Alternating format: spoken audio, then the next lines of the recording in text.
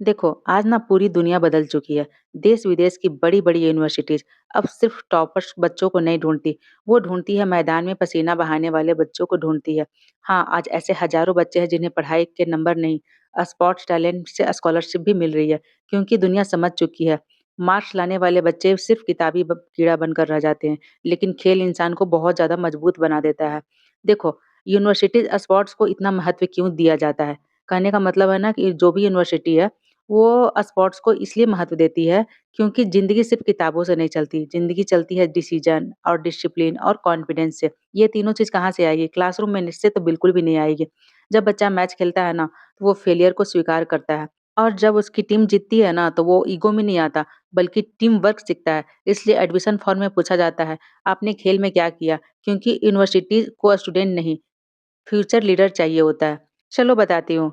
Sports बच्चे को दिमाग और सोच को कैसे बदलता है। जब बच्चा दौड़ता है, उसका शरीर ही नहीं, उसका ब्रेन भी ग्रो करता है। रिसर्च बताती है स्पोर्ट्स खेलने वाले बच्चों को ना फोकस पावर बहुत ज़्यादा हो जाती है, स्ट्रेस कम होता है और डिसीजन लेने की क्षमता बहुत ज़्यादा मजबूत होती है।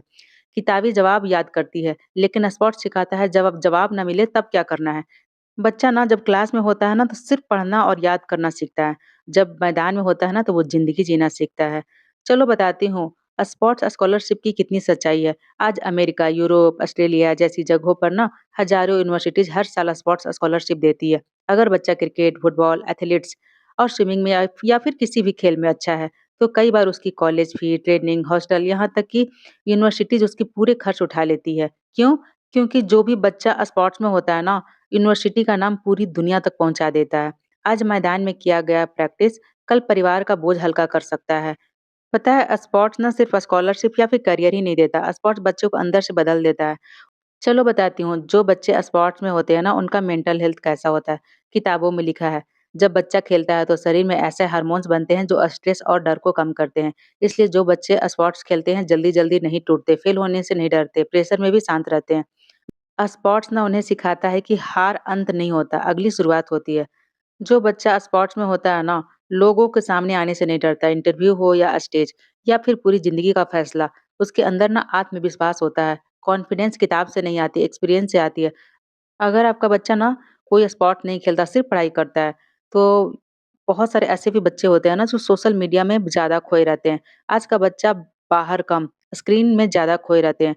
घंटों मोबाइल स्क्रॉल करते रहते हैं, ना शरीर चलता है, ना दिमाग खुलता है। धीरे-धीरे क्या होता है, धैर्य खत्म होने लगता है, फ़ोकस कम होने लगता है, छोटी-सी भी हार बहुत बड़ी लगने लगती है। लेकिन जैसे ही बच्चा स्पोर्ट्स से जुड़ता है ना, सब कुछ बदलना शुरू हो जाता है। सुबह उठने का रूटीन बनता है, समय की कीमत समझ में आती है, शरीर थकता है लेकिन मन खुश रहता है। मैदान बच्चे को ना मोबाइल से दूर लेकर जाता है और असली दुनिया से जोड़ देता है। यहाँ लाइक्स नहीं मिलते, यहाँ रिस्पेक्ट मिलती है। यहाँ फ़िल्टर नहीं होते लेकिन यहाँ कॉन्फिडेंस बनता है। बच्चे जो भी खेलते हैं ना गिरना उठना और मतलब हर बार गिरना भी सीखते हैं और उठना भी सीखते हैं। हर सिचुएशन को हैंडल करना सीखते हैं और फिर मुस्कुराकर अगली तैयारी करना सीखते हैं। सोशल मीडिया तुरंत तो खुशी देता है लेकिन बार-बार ना रील और शॉर्ट वीडियो देखने से दिमाग की छोटी-छोटी चीज़ों का आदी हो जाता है। फिर बच्चा क्या करता है ना कि पढ़ाई में मन नहीं लगा पाता है। और क्लास जब लंबी चलने लगती है ना तो एकदम बोर हो जाता है, थक जाता है, क्योंकि उसका दिमाग ना इंस्टेंट एंटरटेनमेंट का आदी बन जाता है।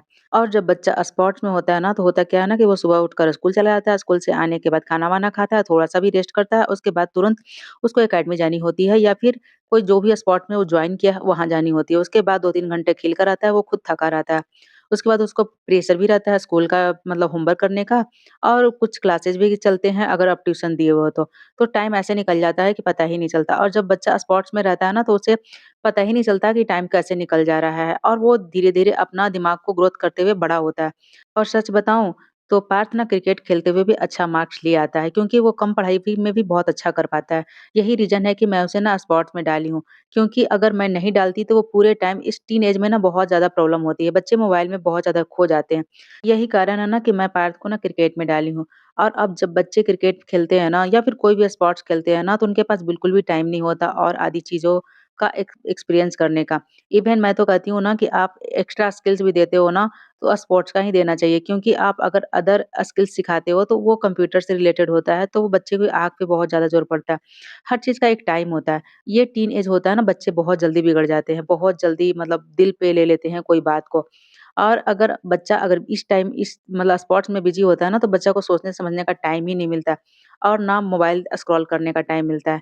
टाइम ऐसे निकलता है ना, बच्चे का ग्रोथ पूरा माइंडसेट चेंज कर देता है और बच्चा खुश भी रहता है और सारी बातें भी सुनता है। स्कूल में भी अच्छी पढ़ाई कर लेता है और बहुत ज़्यादा ग्रोथ करता है।